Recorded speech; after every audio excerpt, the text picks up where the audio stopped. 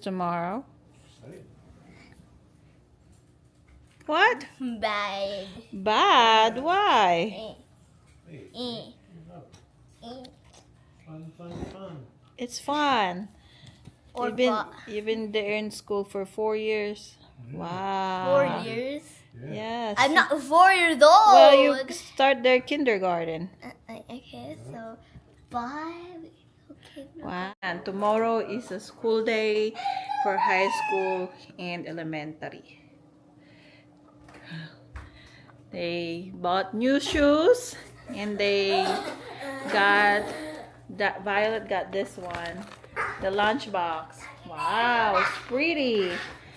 It will make your food warm or cold because I think it's like insulated or And something. it won't melt like the Wow. So, Here, hindi siya nagra-rice siya madalas. Rice, chicken nuggets and rice. Yun lang yung kinakain niya. Or, what else do you eat at school? macaroni. Macaroni and cheese. Or, what do you call that? Cheese, grilled cheese. Oh yes, grilled cheese. Oh, I don't have. Cheese grilled. You want grilled cheese tomorrow too? Okay, I'll have those lunches. Okay. I'll take your camera Why? because Okay. I want to show them What do you show? the PS5. PS5? Feel that camera. For what? PS5 over there. No. Good morning guys! So ito na ang first day of school. Gumising kami ng 6 a.m. Kaming dalawa ng asawa ko and ipaghahanda ko na ng food si Violet. So usually guys, si Violet is very picky sa food. So kung ano yung gusto niya, sinusunod namin siya yung gusto niya kesa naman hindi niya kainin. Usually, nagbabaon namin siya ng food na hindi niya request and then hindi niya kakainin. So, parang magugutom siya sa school. So, that way, kung ano yung gusto niya, ginagawa na lang namin para at least kumakain siya, di ba? So, today, ito yung gusto niya is, sawag niya dito is sushi. But usually, it's ano lang to guys, ang tawag dito, seaweed, tapos rice na mainit, walang seasoning or anything. So, ibabalot ko lang siya, yun na yun, sushi na yun. And I don't use seasoning kasi guys, nalalasahan niya, and kapag nalasahan niya, she's very picky and hindi niya kakainin yung buong food. So at least kapag pag yun lang gusto niya, yun lang para at least busog naman siya sa school. So mga 5 lang nito and nag-request din siya ng chicken nuggets. So ipagluluto din natin siya ng chicken nuggets. So habang ginagawa ko to, ginising na ni Phil si Vivi,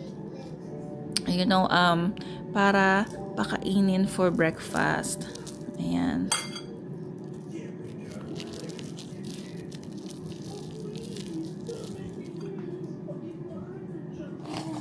So, ito yung baunan niya na binili namin na bagong-bago. Diyan ko lalagay yung sushi niya. Ayan. And then, for Danica, pinipare ko na to for last night, yung ulam namin na spaghetti. Si Danica guys, hindi siya masyadong picky sa food. So, kung ano yung ibigay mo sa kanya, kinakain niya. So, ngayon is spaghetti. Ito yung ulam namin kagabi. So, initin ko lang siya sa microwave for 40 seconds. Tapos, yun na yung food niya for lunch. So, siya din, actually, nagre-request din siya na ayaw niya ng any other foods. So, minsan tinatanong din namin siya kung anong gusto niya. So, ayun na si Violet. Kinikerry siya ng daddy niya every morning. Pupunta sa couch para pakainin. At ito na yung food ni Danica. So, yan. Lalagay ko na yan sa may gilid. Kakain pa lang. At andito ng aking nanay na tutulong. Ito kay Danica. Saan ba dyan lagay? Guys, sa tabi niya siguro doon. Nino? Danica? Oo. So guys, ito na yung pagkain nila. Every morning, cereal lang kinakain nila. Silang dalawa. Actually, ayaw man nilang kumain pati si Danica. Pero pinipilit lang namin kasi syempre masama naman napapasok sila sa school na walang kinain. Walang energy. Patay! So, yan, papakainin ng nanay ko si Vivi. Medyo malungkot dahil ayaw niyang pumasok sa school. Granny missed you last night. Oh, come on na. Sit down. Sit down, baby. Shh. Ay. Hey. We're gonna be late. Ay, Hey. nako. Nako.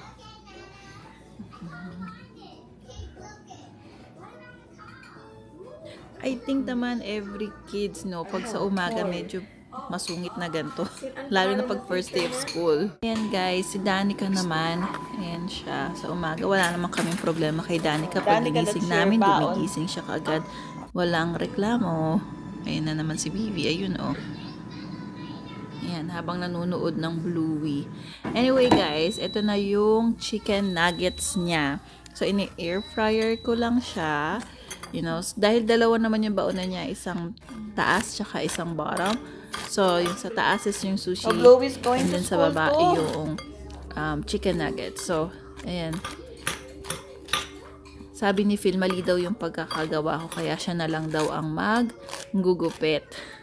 See how very particular Vivi is. Gusto niya ganito, hinahalo na ganyan, tapos habang ginugupit.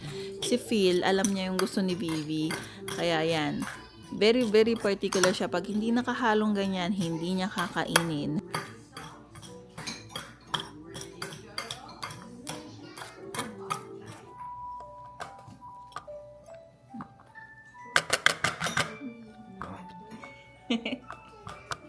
Another Piper's food.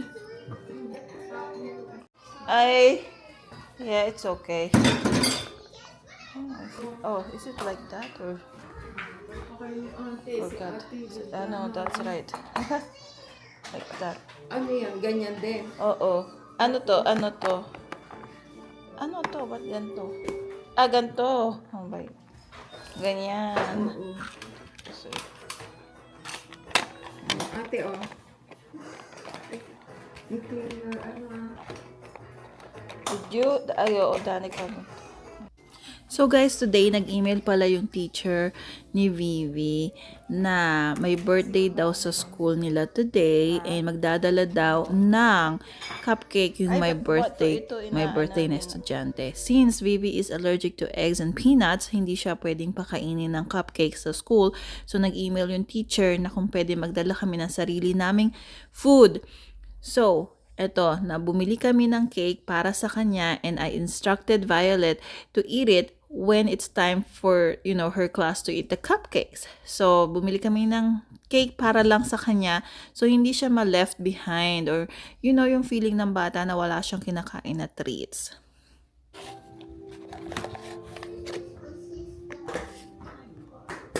And then guys, for snacks, sometimes si Bibi din ang namimili ng snacks niya. So ito ang snacks niya for today, Pokey. Yan. And then lahat yan, except the snacks, ilalagay natin dito sa Bluey na lunchbox niya na I know na parang ayaw na nga niya ng Bluey niya. Parang nag-iiba na siya ng taste. Pero nabili na namin to, so hindi naman siya nagreklamo. So tinuloy na lang namin. So ayan yung kanyang lunchbox. So cute. Ilalagay na natin yan sa bag niya. And then, dito pala guys, wala silang book. Ito lang ginagamit nila, folder. So, ang ginagawa ng teacher is nagpa-photocopy siya ng mga sitworks and then ilalagay niya dyan kung yung return to school and keep at home kung may assignment sila. So, wala silang books dito sa public school. Yan, ayan yung bag niya. May dalawa pang keychain. So guys, public school nga pala si Vivi. And public school din si Danica. My nightmare came true. What? My nightmare came true. Hello, ate.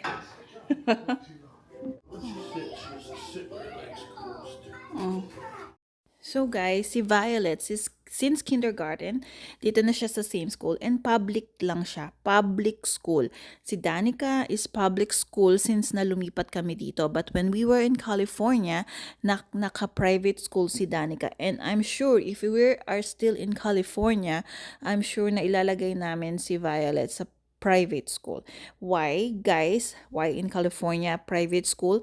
So, guys, nung lumipat kami sa California from Virginia, pumunta kami sa isang school. So, dahil sa San Mateo County kami noon, ang school niya noon is, ni Danica is sa San Mateo. And we visited the school. Ay guys, kung makikita nyo lang yung school, hindi pa kasi ako nagbablog noon, pero hindi siya maganda. Nasa magandang area na yung school na yun sa parking lot, ang daming kalat, and one thing, may mga beer can doon sa parking lot ng mismong school and other things na dapat hindi makita ng bata. So, kaya naka-private school si Danica doon. And private school in California, at that time, nagbabayad kami ng $700 a month. So, yun ang bayad namin sa private school ni Danica noon. But when we moved here, isa din sa dahilan kung bakit nag-move kami sa state na to and sa area na to is because of the school. The school is really, really good. We're very secure, very safe. Alam nyo ba na sa school nila, meron silang police sa loob ng school and meron pa silang separate na police sa labas ng school na nagdadirect ng traffic. So, very safe sila. Sa lahat ng public school, meron silang ganon. Sa school din ni Danica, merong nagdadirect ng traffic and then meron ding police sa loob ng school. So, very, very safe. Oh, that's true.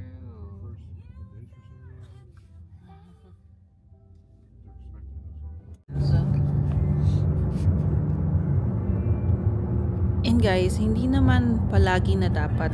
Kasi I know some other people, they think private school is better than public. But I think it's just the same and it depends, sa lugar. Kasi dito sa lugar namin, ang public school ni Danica, actually, the high school is one of the best high school dito sa amin. Actually, pasok siya sa top 10 na pinakamagandang school dito sa state. So, ang maganda pa dun sa high school ni Danica, guys, meron silang AP classes or advanced something, classes.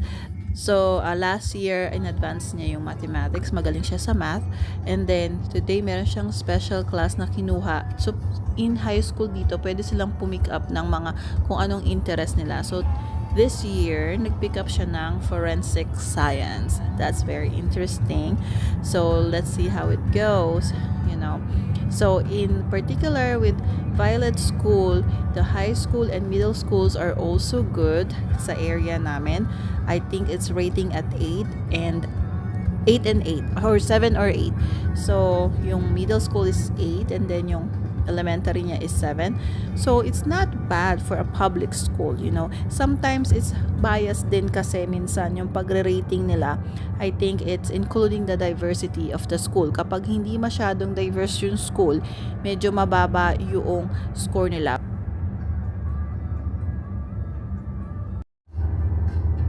Public or private school, it depends sa inyo guys kung ano ang pipiliin ninyo. So, dito kasi yung public school is very satisfied kami. Kaya no need na ng private school.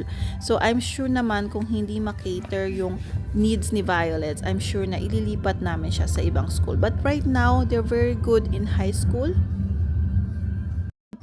and elementary. So, we're gonna settle in for public school.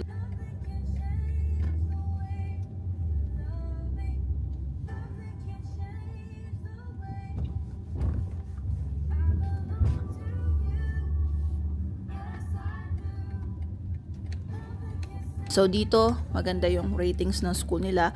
So, settled in na kami sa public school. And yan. Bye. Thank you for watching, guys. See you in the next vlog.